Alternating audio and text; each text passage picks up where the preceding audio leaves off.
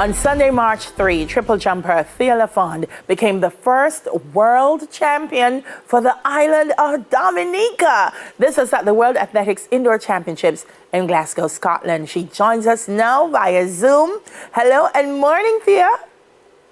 Hello and good morning to you. How are you this morning? I'm doing great, bright-eyed and bushy-tailed. How are you? I'm great. First, let me say congratulations to you.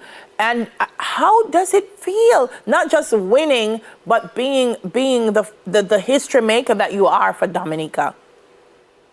You know, I think that there are two major feelings that I have been feeling lately. And one is just a pure gratitude to be able to be in a position to do this for my country and to be able to achieve such a great feat. And the other is just kind of peace. You know, you work, 7+ years to get to moments like this. And to finally be there just feels like you're kind of on top of this mountain with another mountain to climb soon. But it's definitely nice to look back and just be like, wow, you know, look how far I've come. Have you ever jumped 15 meters in training? No. So I actually don't do a lot of actual triple jumps in practice. And it was more of like, we knew that all the data from practice showed that I could do it. It was just a matter of time to doing it. And I had fouled it before a few times, so we knew it was there. We just had to get it on the board. Yeah. And we did. So you knew you were capable. It was just saying, listen, I believe I can, and I can do it, and you did it. You were born in Dominica, but you relocated to the U.S. At what age? Yeah. I relocated quite young, actually. So I relocated at age 5 with my parents, of course. But we would go to Dominica on the summers or vacations anytime we could. We would go back over. So the parents made sure that I didn't forget where I came from. Yeah. So at what age did you start to realize, I have a passion and talent for track and field? You know, I think it was around age 13 that I realized that there was something special there. I joined track because my friends just talked me into doing it. I wish there was a more glamorous story, but it was truly that, peer pressure. And my coach at the time, Kevin Monroe, kind of saw me and he was like, "Oh, where are you from?" And I'm like, "I'm from the Caribbean, this tiny island named Dominica." And he goes, "Okay, let's try you in some events." And we dabbled here and there. He found out I used to dance and he was like, "Hey, let's try you in some of the jumps. You can leap, you can bounce around, let's see what happens." And by the end of that first year, I was one of the best in the state of Maryland. And by the end of the second year, I was one of the best in the country. So we knew very quickly something was interesting there. Wow.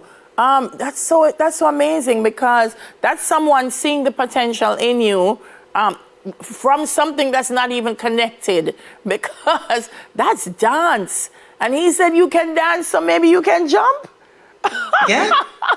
Right? Whoa. So what was that like first moment of training or that transition like for you? Because yes, it's dance, some of the technical things. I've seen basketball players do dance as well to get their coordination together.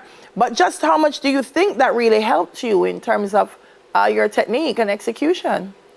I think it actually helped a lot in terms of technique and execution. I also think that, when you spend hours, upwards to 6+ hours a week in front of a mirror, perfecting a craft, and also being told to repeat over and over again, take it from the top, I think it naturally instills a level of discipline in you, which I think is mandatory for athletics. And it also leads you to be able to take criticism very well, right? And part of this, the technical events, is ensuring that you're able to, take criticism or take constructive information from your coach and put it into action. And I think dance gave me, not only the body awareness, but the mental fortitude for that too.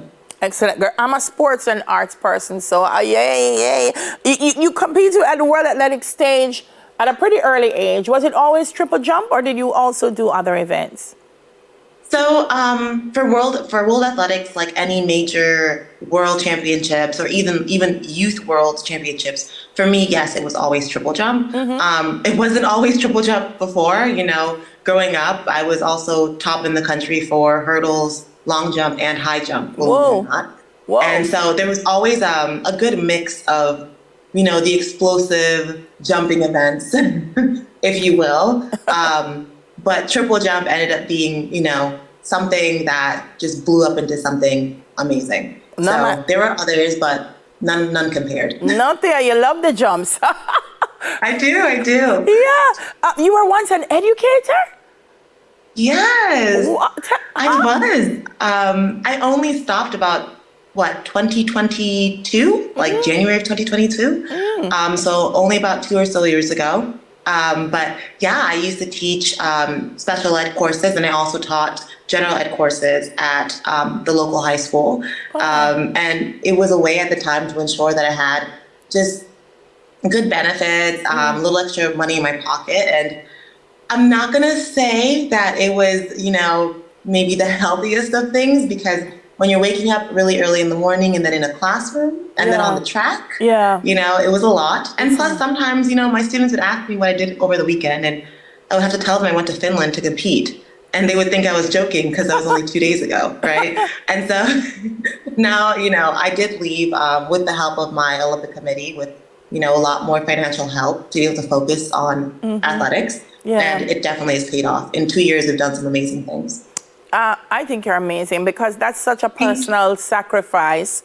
And yet you decided that, I am going to represent my Caribbean country, and I'm going to bring glory to my Caribbean country. What inspired that decision? I think a lot of it has to do with my upbringing and my parents. Yes, I was raised mainly in America, but the amount of pride and connection to culture my parents and my family always maintain. Dominica has always been home, and I think that when it came to representing a country and choosing, yes, I could have also been USA. I am a dual citizen. But there's no place like home. And I've been competing for Dominica since I was 16 at the Carifta Games. And I'll never forget watching our flag raise for the first time on podium and just feeling like, wow, I really need more moments like this. So it's been instilled since I was young. We're just watching it blossom. Well, I know we're hoping to see that flag raised at the podium again at the Olympics. What are your expectations, Thea? I think my expectations for the Olympics are nothing short of a medal. We knew that going into indoor season that we wanted the goal of jumping 15 meters, and we did that. And so that's kind of one box kind of checked. And now we want to move on to other boxes checked. And one of those boxes are definitely the Olympic Games. And so everything is kind of refocused onto that, honing onto every skill, every piece of speed, every information we can get to ensure success. But let it be clear that's where our focus is, yes. Well, girl, the middle of the podium suits you. We're looking at that photo and you rocked it. Thank you so much. All the best to you at the Olympics. We're going to be watching here in Jamaica, and we'll definitely be rooting for you. Thank you so much for speaking with us this morning. Thank you so much for having me. It's such a joy to be here. Dominica's gold medal winning triple jumper, Thea LaFond. Up next, another performance from the DP Band and a Champs Challenge for me. Can I call a friend? Me can call a friend. I'm going to need to call a friend. Will soon come.